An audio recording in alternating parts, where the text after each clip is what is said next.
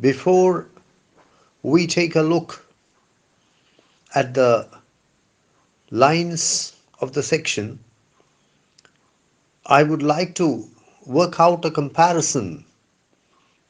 I would like to work out a contrast between the death of Phoebus by water, so graphically described in the penultimate section of the Wasteland, titled Death by Water, and the ritual death of the ancient Egyptian god Osiris, or perhaps Osiris. Osiris is perhaps a better pronunciation. In some texts, Osiris is described as he who is permanently youthful. And by the time the section comes to an end, by the time death by water comes to an end, we learn that Phoebus was once handsome and tall. Phoebus is drowned in the sea. Osiris is ritually drowned. The effigy of Osiris is drowned in the Nile, is immersed in the Nile as part of an annual ritual. But at the end of the ritual, Osiris, who suffers death by water, the effigy of Osiris being immersed in the waters of the Nile, returns to life.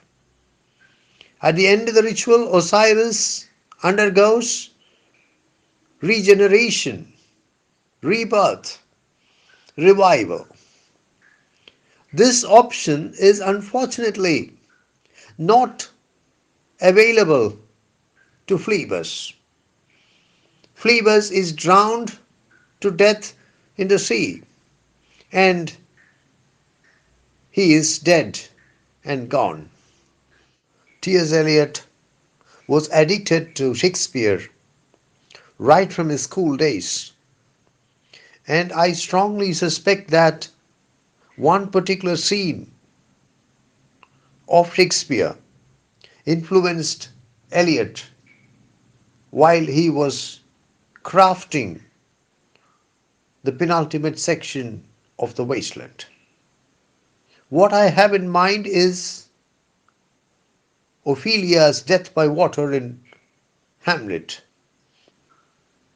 Ophelia's death by drowning is one of the most tragic, one of the most moving, one of the most heart-rending scenes in all Shakespeare.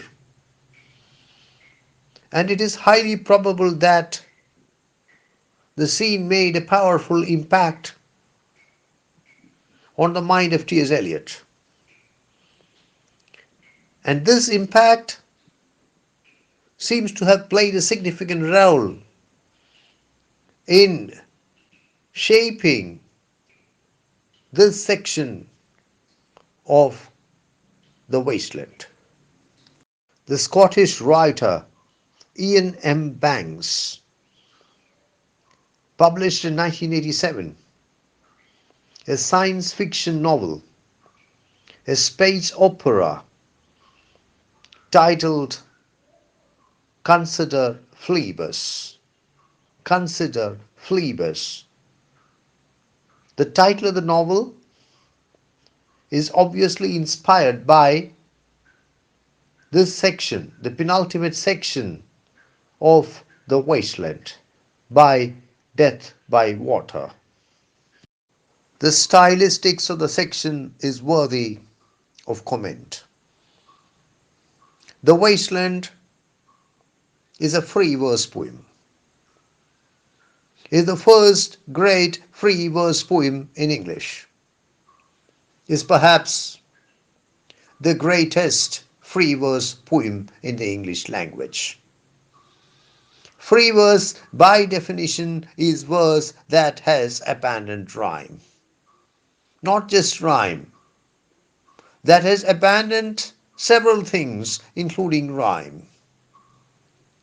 Free verse is verse that has abandoned rhyme, among other things.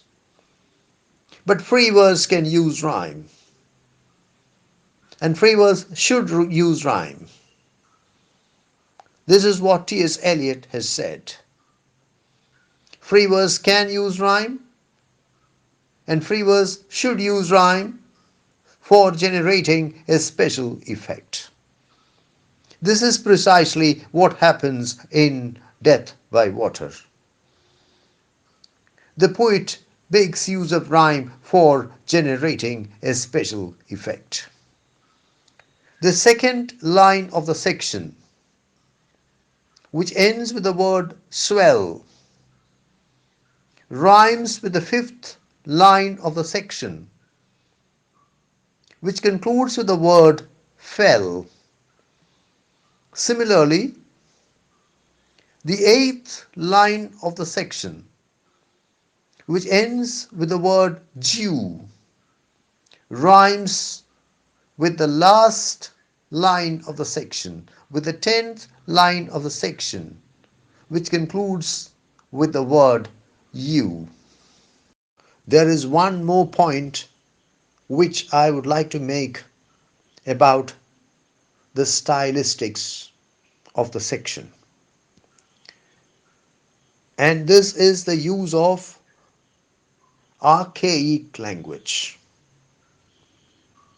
The section makes use of archaic language.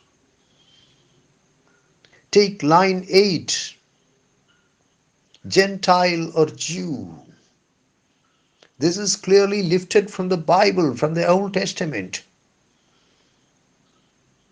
Or take the very next line, line 9, O you. The poet deliberately uses archaic language. What for?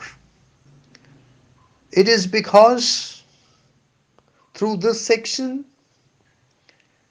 the poet delivers a sharp warning to modern European civilization by using the Phoenician civilization both as a metaphor and as a precedent. The Phoenicians rose very high, but they fell, never to rise again. This is what is going to happen to contemporary Western civilization.